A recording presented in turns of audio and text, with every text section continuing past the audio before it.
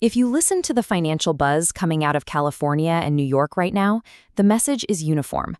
Buy electric vehicle stocks today or miss out on the greatest wealth transfer of our generation.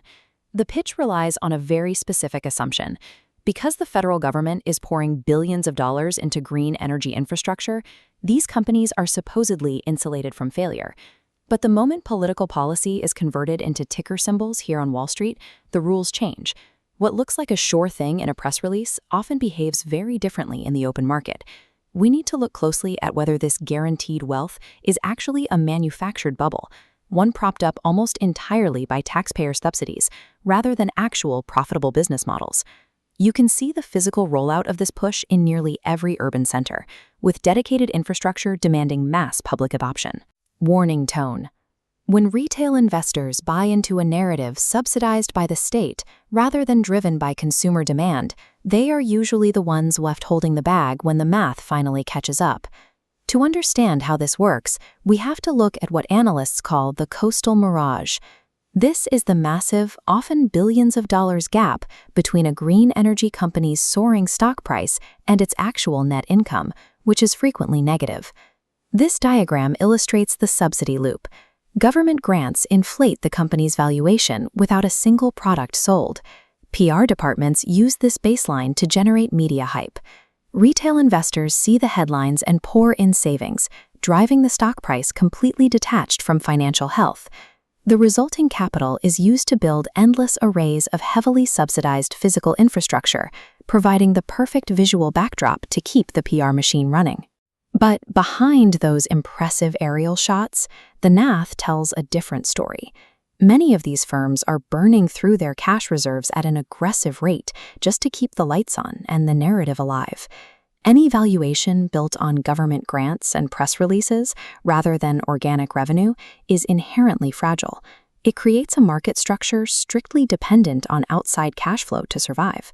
Now, compare that engineered optimism with the economic foil operating 1,000 miles away in Texas. The physical reality of traditional resource extraction is stark, dusty, and unglamorous. There is no sleek PR campaign for a solitary pump jack in West Texas. What exists here is pure market resilience. These operations have to survive on their own margins, without massive multi-billion-dollar federal safety nets catching them if they fail. The mechanics of this sector are dictated strictly by global supply and demand. A barrel of oil has a known immediate market value that doesn't rely on a promise of what the year 2035 might look like. That direct market demand supports a massive scale of heavy industrial infrastructure, deeply tied to the region's economic identity and workforce. Because it operates on actual consumption, this sector generates proven, consistent revenue month after month, establishing a rock-solid economic baseline. The electric vehicle market may hold a monopoly on the glamorous headlines, but when you look at the balance sheets, traditional energy continues to dominate the mathematical reality. We are currently watching the gap between cultural narrative and corporate earnings stretch to its absolute limit. This chart shows exactly how stretched that gap is. The towering green bar represents the multi-billion-dollar market capitalization of heavily hyped green energy firms, completely dwarfing the tiny bar next to it, which represents their actual gross revenue.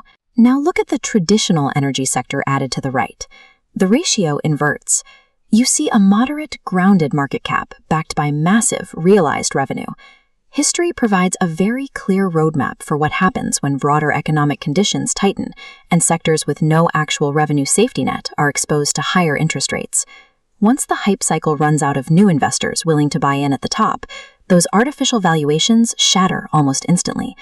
Hype cannot cover payroll or service debt. When the correction hits, it systematically wipes out the portfolios of retail investors who bought the story instead of analyzing the company. There is only one reliable way to protect your capital from the coastal PR machine. You have to look at the hard, legally binding data. That unfiltered truth isn't found in a CEO's tweet. It's housed right here, in the filings mandated by the Securities and Exchange Commission. If you want to know if a company is actually viable, you must bypass their marketing department entirely and pull up their quarterly SEC reports to see the raw math. The first critical metric to check is their income source. You need to separate their subsidy income and government grants from their true operating revenue.